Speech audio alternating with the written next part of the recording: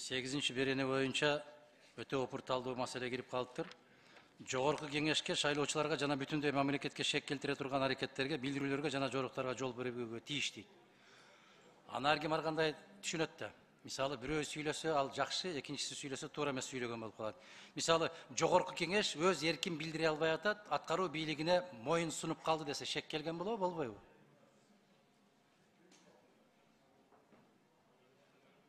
Аны сиз айтсаңыз туура болот эле, шек келип калат го.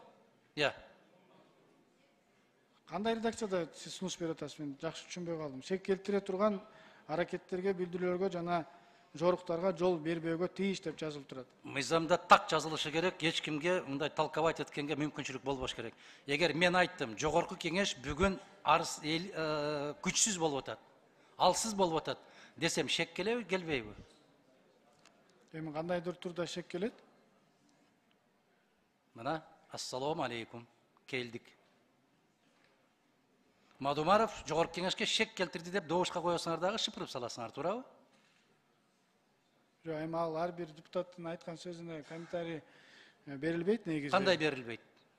Мыйзамга жазып атпайсыңар, шек келтирсе деп.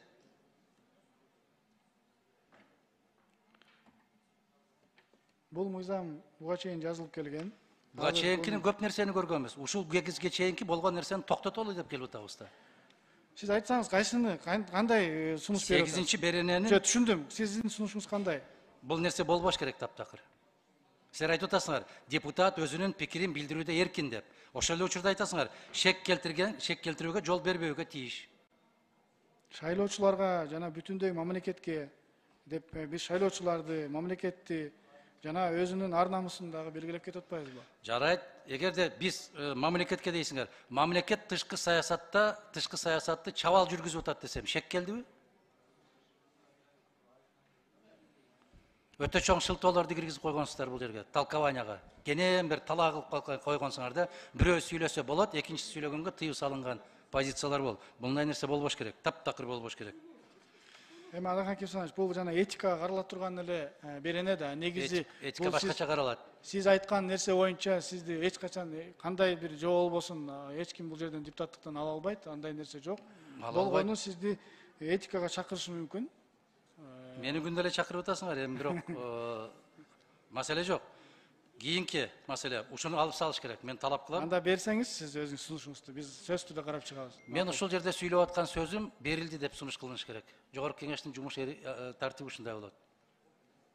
Адахан Кесанович, анан жазуу түрүндө дагы келиш керек деген дагы нормалар бар да. Анда биз ошону өзүңөр киргизгенсиңер да, жана 6-чакырылышта ушундай кирип кетиптир. Жогорку кеңештин сүйлөгөн сөзү стенограммадан алынат. Тийиштүү бөлүмдөр изилдейт, ошону сунуш киргизет. Ушундай болуп иштелип келген. Тартиптүү өлкө болуп турган кезибизде. Регламент келсин, регламент келгенде анда ошол сунушту киргизип, эске алдырып коелу. Жанагы сиз айткан айтылгандан кийин гана бардыгы эске алынсын депчи. 9 беренеңерде. Беренебизде. Эми демилгечиге айтып атам да.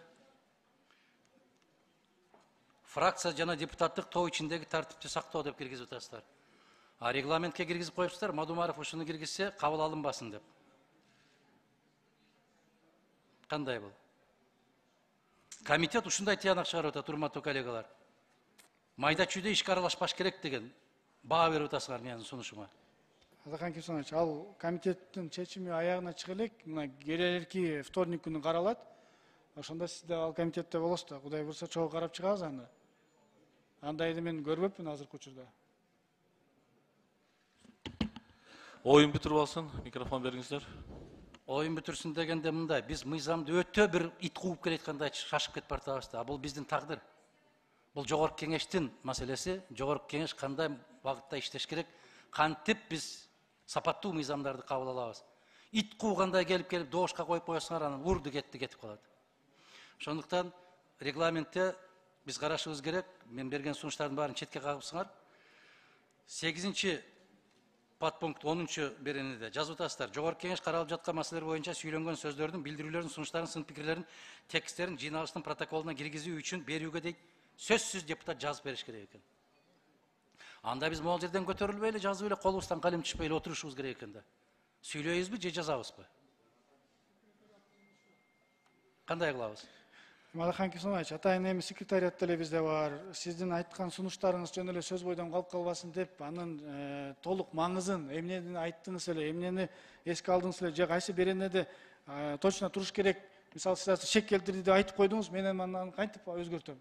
Сизден сөз түрдө мен альтернативный сиздин оюңузду билиш үчүн сизден жазуу түрүндө алып калсам жакшы болот эле. Же азыр айткандай ооз эки айтыңыздагы, анда бул жерден биз пункттарды алмаштырып коелу анда. Анда баардыгыбыз ошондой чечимге келели. Могул жерде эң сабаттуу деген, тажрыйбалуу деген Сатын Дүйшөнүнө деген эжекебиз иштейт.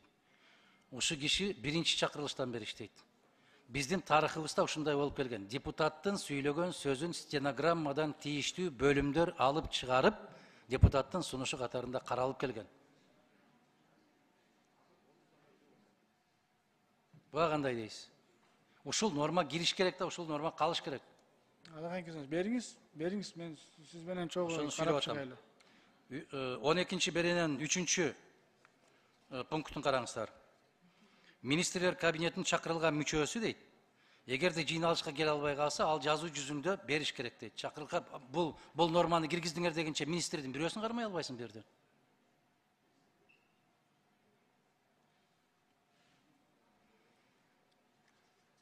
Эми ал биз министрлерди чакырганда бүгүнкү учурда ооз эки эле жооп берип коюп атпайбы? Же келе албайм, же келем деп. Эгерде келе албай турган болсо, сөз түрдө бизге берсин. Командировкада жүрсө, командировкадан деп берип койсун.